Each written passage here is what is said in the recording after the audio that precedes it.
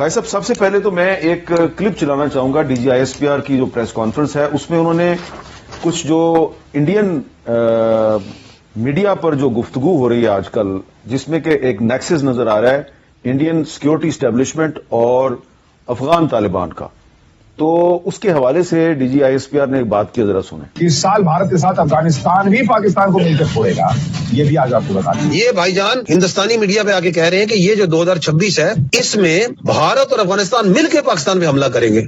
آ جاؤ تم دونوں کا شوق پورا کر دیتے، اور تو ٹی وی پہ نہ بیٹھی، اس سے تو بھی ساتھ آئیں، یہی ویڈیو چلائیں گے اس وقت، تم لوگ آؤ ذرا اور بتائیں کہ تم دونوں کا اشر کیا کیا ہم نے۔ But this shows the nexus, this shows the mentality, because they are talking this تاکہ اس کی ہوا بنائے، ذہن سازی کریں، افغانستان میں بھی، کابل میں بھی، دہلی میں بھی۔ تو خواہ صاحب، آج 2026 کو شروع ہوئے، ابھی ایک ہفتہ بھی پورا نہیں ہوا، اور انڈین میڈیا پہ یہ ایک نیریٹو شروع کر دیا گیا جی کہ 2026 میں افغانستان یعنی کہ ویسٹرن بارڈر اور انڈیا یعنی کہ ایسٹرن بارڈر، دو اطراف سے پاکستان پر حملہ ہوگا، لیکن D G I S P R نے کہا کہ آج ہم آپ کا شوق پورا کریں گے۔ آپ بطور وزیر دفاع کیا کہیں گے؟ Are we ready for this war in 2026؟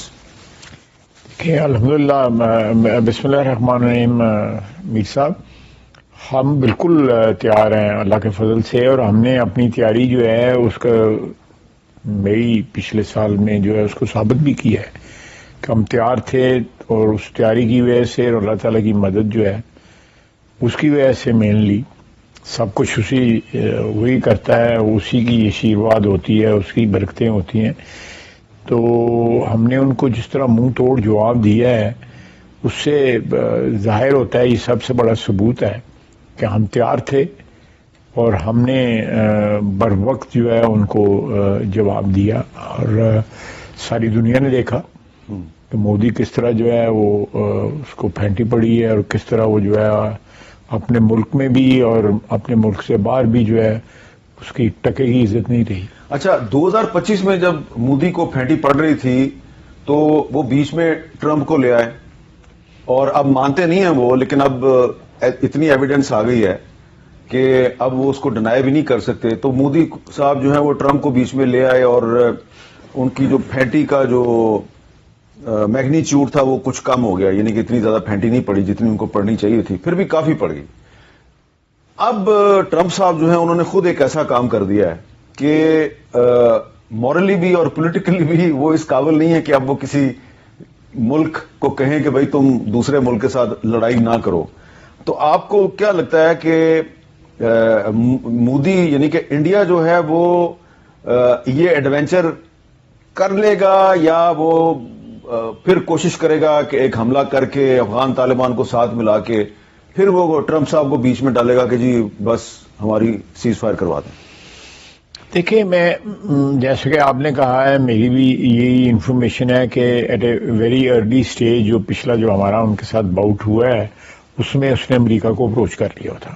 ہم نے بھی کہا ہے، ویسے بھی آج دی ہندو اخبار جو ہے اس نے ایک ایویڈنس پر مبنی ایک آرٹیکل شائع کیا ہے کہ جو انڈیا کا جو فورن منسٹر ہے اس نے 10 مئی والے دن، جس دن یہ سیز فائر اناؤنس ہوا ہے، اس دن اس نے مور دین 10 ٹائمز مختلف امریکن اسٹیٹ ڈپارٹمنٹ کے آفیشلز کو کانٹیکٹ کیا تھا۔ تو اس سے تو ایکسپوز ہو گیا نا۔ اور سر میر صاحب بات رہے، یہ جو اس نے چائنا نے بیان دیا ہے جی، اس کو بھی اپروچ کیا، تو آپ حساب لگا دیں کہ کس طرح ان کا تار تار ہو گیا تھا ان کا سب کچھ۔ تو اس کو جو ہے ان کو چین کو فون کرنا پڑ گیا، چین کے ساتھ کو ان کے تعلقات کو اتنے قابل رشک تعلقات تو نہیں ہے، ان کو فون کرنا پڑ گیا، اور جس طرح آپ بتا رہے ہیں کہ 8 10 12 لوگوں کو اسٹیٹ ڈپارٹمنٹ نے فون کیا کہ سانو پاکستان کو بچاؤ۔ تو انشاءاللہ تعالیٰ اللہ تعالیٰ تکبر سے بچائے، اللہ تعالیٰ اوور کانفیڈنس سے بچائے، اللہ تعالیٰ اپنی مدد جو ہے شامل حال رکھے، ہم پھر ان کو جو ہے اسی طرح رولیں گے جس طرح رولے ہیں یہ بنیان مرصوص میں۔ آپ کو یہ نہیں لگتا کہ وہ ایک فل سکیل وار کی بجائے کوئی چھوٹا سا آپریشن کریں گے، لائن آف کنٹرول پہ کچھ کریں گے، تھوڑی دیر کے لیے اندر آ کے پھر واپس بھاگ جائیں گے؟ کیونکہ جو انڈین میڈیا جو ہے وہ پچھلے 2-3 دن سے، جب سے ٹرمپ نے وینزویلا میں ایک آپریشن کیا ہے, ان کے پریزیڈنٹ کو اٹھا کے لے گیا ہے, تو تب سے انڈین میڈیا میں بہت سے لوگ جو ہیں اور ان کے کچھ پالیٹیشین جو ہیں وہ بھی باقاعدہ پبلکلی مطالبہ کر رہے ہیں کہ آپ بھی جناب پاکستان میں ایک ایسا ہی آپریشن کریں, اور جو لوگ پاکستان میں ان کے خیال میں ٹیررزم کے ذمہ دار ہیں ان کو اٹھا کے ادھر لے آئے. تو کیا ایسا آپریشن جو ہے, جو کہ پوری فل سکیل جنگ نہیں ہوگی, ایسا آپریشن اگر ہوتا ہے تو ہمارا رسپانس کیا ہوگا؟ میر صاحب, میرا نہیں خیال کہ یہ ہندوستان اور پاکستان کی ایک ایسی سچویشن ہے جس میں ایسا آپریشن کامیاب ہو سکے. اس کی میں وجہ بیان کرتا ہوں کہ وینزویلا کی فوج جو ہے وہ کوئی 1 لاکھ کچھ ہزار کے قریب ہے. کوئی ان کے پاس کوئی لمبا چوڑا کوئی اسلحہ وسلح کوئی نہیں ہے. F-16 ہے ان کے پاس کچھ پرانے 17-18 پرانے زمانے کے. اسی طرح ان کے پاس کوئی چائنیز بھی جہاز ہیں ان کے پاس. تو ہمارے یہاں پہ ہماری افواج جو ہیں ان کا لوہا جو ہے وہ تو دنیا مانتی ہے, اس میں کوئی کسی کو دوست دشمن کو شک نہیں ہے. اور یہ اللہ تعالیٰ نے ہمارے پہ کرم اور فضل کیا کہ ہماری ہندوستان کے ساتھ یہ باؤٹ ہوا ہے پچھلے سال, جس سے ہماری عزت اور توقیر میں اضافہ ہوا ہے. ہماری افواج جو ہے ان کا لوہا جو ہے ساری دنیا مانتی ہے. یہاں پہ آ کے ہمیں اس وقت جتنے آرڈر مل رہے ہیں, کیونکہ جہاز ہمارا ٹیسٹ ہو گیا ہے نا, وہ آرڈر مل رہے ہیں, ہو سکتے ہیں ہمیں IMF کی ضرورت نہ پڑے 6 مہینے کے بعد جو ہے. اچھا جی بالکل, میں آپ کو کانفیڈنس 6 مہینے کے بعد 6 مہینے کے بعد جو ہے اگر وہ آرڈر سارے مٹیریلائز ہو جاتے ہیں, ہمیں IMF کی ضرورت نہ پڑے, ہم ہاتھ جوڑ کے ان سے معافی مانگ کے جو ہے آرام سے اپنے وسائل کے مطابق جو ہے زندگی بسر کریں گے انشاءاللہ.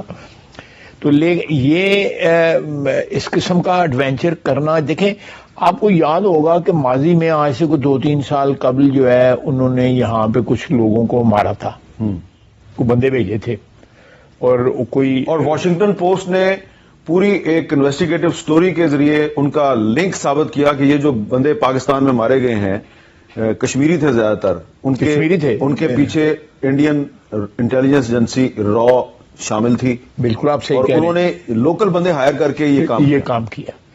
اس قسم کا کوئی اٹیمپٹ وہ کر سکتے ہیں, کوئی اس قسم کا اٹیمپٹ تو آپ کہیں بھی کر سکتے ہیں.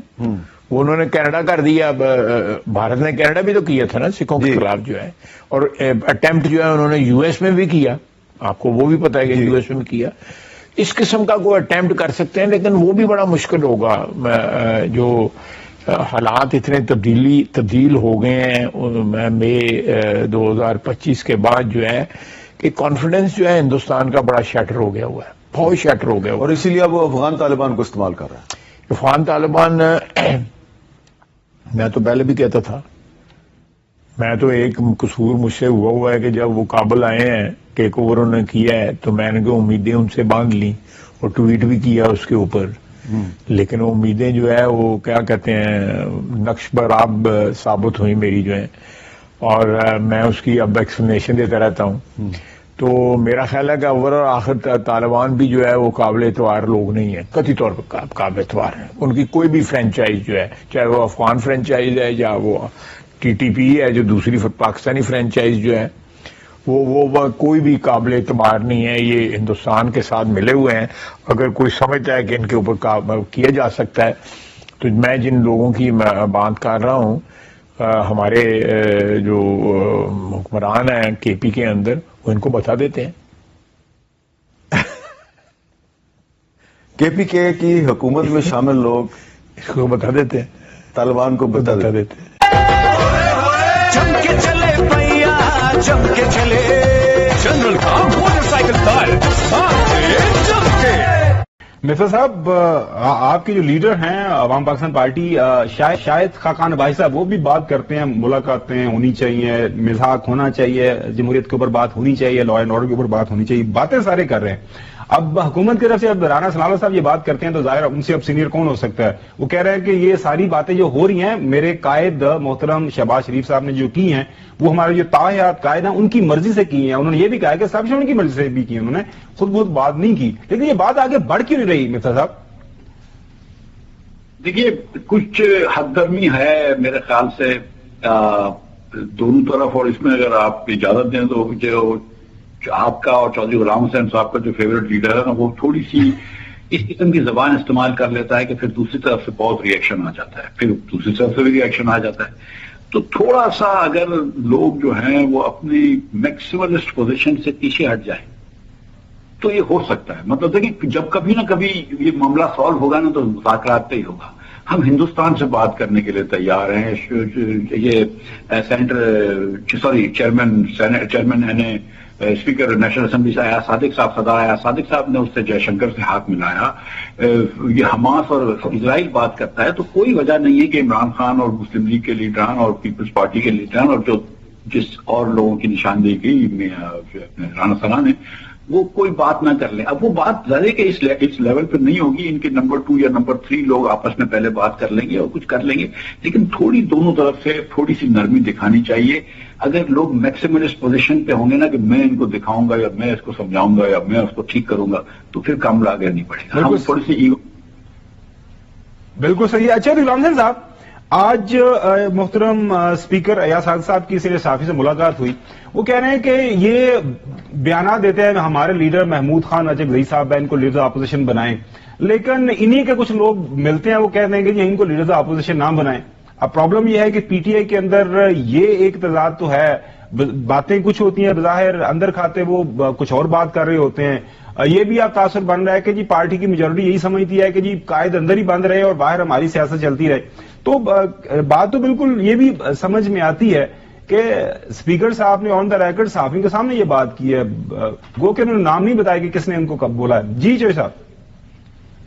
نہیں تو آپ کو اگر اسپیکر صاحب جو ہیں ولی اللہ نظر آتے ہیں اور باقی سارے جو ہیں وہ جھوٹ بول رہے ہیں، تو پھر میں کیا کہہ سکتا ہوں. ان کو اس طرح کے بیانات اسپیکر کا کام ہی نہیں ہے. جب میجورٹی نے کہہ دیا کہ یہ ہمارا اپوزیشن لیڈر ہے، تو یا وہ جنہوں نے سائن کیے ہوئے ہیں وہ کہہ دیں کوئی کہ جی میں نے نہیں سائن کیے، جی میں نہیں اس کو مانتا، تو پھر تو بات ہے. اس طرح کے رکھنے یہاں بھی اور بندے بھی روز کئی اس طرح کے یعنی وہ شوشے چھوڑتے ہیں. اور بھائی اب اگر بات چیت کی بات کر رہے ہو تو پھر جو رانا ثناء اللہ کہہ رہے ہیں یا مفتاح اسماعیل کہہ رہے ہیں کہ بھائی دونوں تھوڑا سا پیچھے ہٹے، اس میں حرج کیا ہے؟ بات چیت کے ذریعے ہی ملک میں سیاسی استحکام آ سکتا ہے اور اس کے لیے اپنی ایکسٹریم پوزیشن سے پیچھے ہٹنا پڑتا. دس از اے نون فیکٹ. بات چیت ورنہ نہیں ہو سکتی اور جو ہو نہیں رہی. تو اس لیے اب آپ کو روز ابھی آج گیا ان کا جو احمد ڈوگر ہے M N A P T I کے، وہ اسپیکر صاحب کو ملے ہیں کہ جی آپ ہمارے کہنے کے مطابق اپنا لیڈر آف دی اپوزیشن بنائیں. تو اب وہ پتہ نہیں اس کا کیا کرتے ہیں. تو یا بات یہ ہے کہ آپ نے ان کو اکوموڈیٹ کرنا ہے یا نہیں کرنا. اچھا حسن، پہلے اسپیکر ایاز صاحب یہ کہتے رہے کہ جی اس میں لیگل ایشو ہے، آج انہوں نے یہ بات کر دی. ویسے اگر یہ بات ان کے ساتھ کی ہے جو کہ وہ کہہ رہے ہیں میرے ساتھ کچھ سینئر لیڈران نے کی ہے پی ٹی آئی کے، جی تسی انہوں نے نہیں لانا، پھر نام بتا دیں. کیونکہ ایک جو طریقہ کار ہے، جو بکش کتابی طریقہ کار ہے، جی لوگوں نے سائن کر دی، یہ ہمارے لیے اپوزیشن پہ مسئلہ نہیں ہونا چاہیے تھا. لگا دیں، مجھے تو فرق نہیں پڑتا، محمود خان صاحب کو لگا دیں یا کسی کو بھی لگوا دیں، لیکن پی ٹی آئی کے لوگ یہ بات کر رہے ہیں، یہ بات بھی سچ ہے. یہ دونوں باتیں سچ ہیں. لیکن میں تو بات کرنا چاہوں گا رانا ثناء اللہ صاحب کی، جو پہلے انہوں نے بات کیا 3 بڑوں کا، اب پھر یہ چوتھا بڑھا لیا ہے، 5 مطلب چوتھا اور 5واں بڑھا لیا ہے. چوتھے کو ایک کو تو جناب عدالت کہتی ہے کرپٹ بھی اور چور بھی، اور وہ یافتہ مجرم ہے اس ٹائم، وہ جیل کے اندر قید ہے. فیصلہ کی تحت سپریم کورٹ کے وہ تو سیاست میں حصہ بھی نہیں لے سکتا، اس کو سیاسی عمل سے ہی باہر کر دی ہے سپریم کورٹ کے فیصلے نے. تو وہ چوتھا کہاں سے بیچ میں آ گیا؟ زبردستی رانا صاحب اپنے ذہن کی نا خواہشات کو بس وہ یہ بیان کر رہے ہیں. کیا ہو سکتی ہے؟ کسی قسم کی کوئی 5 بڑوں کے بیٹھنے سے متعلق بات نہیں ہے. یہ ٹوٹل بات جو ہے نا رانا ثناء اللہ صاحب کی اپنی خواہش ہے. یہ 2024 میں انہوں نے بات کی ہے. میں بات آپ کو بتا رہا ہوں، فیکچوئل بات بتا رہا ہوں. نہ پرائم منسٹر، نہ نواز شریف صاحب، نہ آصف علی زرداری، اور نہ ہی اسٹیبلشمنٹ تو بات ہی نہیں کرنا چاہ رہی جب تک یہ 9 مئی کے اوپر پبلک اپالوجی نہیں کر سکتے. اور وہ بھی کافی سیریس آپ چارج لگا رہے ہیں رانا جی. صاحب. میں بالکل بات وہ کر رہا ہوں جو کہ گراؤنڈ ریئلٹی ہے. رانا صاحب اپنی ایک سیاسی تجزیہ دیا، انہوں نے یہ اپنی سیاسی خواہش کا اظہار کیا ہے، یہ اپنا ایک جمہوری رویے کی بات کی ہے. لیکن جب جمہوری روایات کو بڑھاتے ہوئے ایک قدم آگے بڑھایا، چاہے اپوزیشن میں تھے یا حکومت میں تھے، جب بھی عمران خان صاحب کی طرف، تو انہوں نے اس ہاتھ کو جھٹک دیا. اگر آپ کو یاد ہو کہ 2013 کے انتخابات کے بعد نواز شریف صاحب خود چل کر بنگالہ گئے تھے, لیکن اس کے بعد جہاں پر بیٹھے چائے پی سب کچھ ہوا تو جناب ان سے دوبارہ کوئی اختلاف ہوا ہی نہیں, تو لانگ مارچ نکال دیا اپنا. تو وہ کیوں اعتماد کریں؟ عمران خان صاحب نے کیا اپنا بھروسہ خود گنوایا ہے, اور آج تو ان کے پاس ایک موقع ان کے پاس موجود ہے کہ ہی از اے کنوکٹ. وہ ایک عدالت نے ان کو جو ہے وہ توشہ خانہ میں سزا سنا دی ہے, ایک نے 190 ملین میں, ایک میں 14 سال کی سزا ہے, دوسری 17 سال کی, اور مطلب وہ اڈیالہ کے اندر ہی رہیں گے. بات سمجھ آ گئی تو بات سمجھ آ گئی نا. تو میں خالی ایک بات اور کرنا چاہ رہا ہوں, جلدی کیجیے. آپ یہ بتا دیں کہ اس وقت اگر مذاکرات ہوں گے تو جیسے ابھی بات کی نا مفتاح اسماعیل صاحب نے کہ وہ 3rd ٹیئر کی لیڈرشپ بیٹھے گی, 2nd بھی نہیں 3rd ٹیئر کی بیٹھے گی, اور پھر آگے جناب بڑھتے اوپر. اچھا مرزا صاحب, وزیر اعلیٰ سندھ محترم مراد علی شاہ صاحب, وزراء شاہ صاحب, معزز خواتین و حضرات, ایک حکم نامہ ملا ہے مجھے کہ اسلام آباد پہ بات نہیں کر سکتے, لاہور پہ بات نہیں کر سکتے, پشاور پہ بات نہیں کر سکتے, کوئٹہ پہ بات نہیں کر سکتے, کچے کے علاقے پہ بات نہیں کر سکتے, صرف کراچی پہ بات کرنا ہے. اب میں کراچی پہ بات کرتے ہوئے بھی ڈر رہا ہوں, کیونکہ سامنے جو اونچی عمارتیں ہیں ان کی چھتوں پہ مجھے کھڑے ہوئے کچھ لوگ نظر آ رہے ہیں, تو لہذا وہ ڈر رہا ہوں میں ان لوگوں سے, تو لہذا ٹھیک ہی بات کروں گا میں. جب پاکستان وجود میں آیا تو آبادی تھی 7 کروڑ 72 لاکھ 56 ہزار, پورے پاکستان کی آبادی تھی. آج 24 کروڑ کے قریب ہے. اور جہاں تک کراچی کی بات ہے, کراچی جو ایک شہر تھا عالم انتخاب, چرچے بہت تھے یہاں پہ ہر ایک کاروبار کے. اب کیا مصرع پڑھوں, سبوں نے مل کے اس کو تو برباد کر دیا. ہم رہنے والے ہیں اسی جوڑے دیار کے. تو کراچی عجیب حالات سے گزرا ہے, اور اس میں میں ایم کیو ایم کی برائی نہیں کرتا. جب یہ جماعت شروع ہوئی تھی تو ان کی ڈیمانڈ ایک اچھی تھی کہ پڑھے لکھے لوگوں کو نوکریاں دے دو, یہ کوئی بری بات نہیں تھی. مگر پرابلم جب شروع ہوتی ہے, جب اوسط درجے غریب لوگ جب نمبر 3 تک رہتے ہیں تو بہت اچھے رہتے ہیں, نمبر 2 پہ بگڑنا شروع ہو جاتے ہیں, جب نمبر 1 ہوتے ہیں تو آپے سے باہر ہو جاتے ہیں, کچھ سمجھ میں نہیں آتا کہ کیا کرنا ہے ان کو. یہی ایم کیو ایم کے ساتھ ہوا. نمبر 2 بہت اچھے تھے, نمبر 1 ہو کے سب بگڑ گئے. کراچی کے برے دن دیکھے ہم نے. اور پھر کراچی 3 کروڑ لوگ رہتے ہیں. پہلے کہہ چکا ہوں, کراچی میں جب مردم شماری ہوتی ہے تو یہ لوگ صرف مردوں کو گنتے ہیں, عورتوں کو نہیں گنتے. تو مردم کا مطلب صرف مرد نہیں ہے, عورتیں بھی ہیں. کراچی میں بہت عورتیں رہتی ہیں. پیپلز پارٹی کی حکومت ہے. اب یہ سی ایم صاحب تو یہاں ہیں, یہ سائرن کس کے لیے بج رہے ہیں؟ کوئی گرفتار ہوا ہے یا گورنر صاحب جا رہے ہیں؟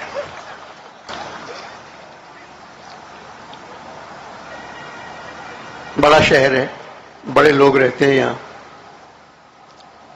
اچھا ہو جائے گا. کیونکہ کراچی آگے نہیں جا سکتا, پیچھے ہی جا سکتا ہے, کیونکہ آگے سمندر ہے.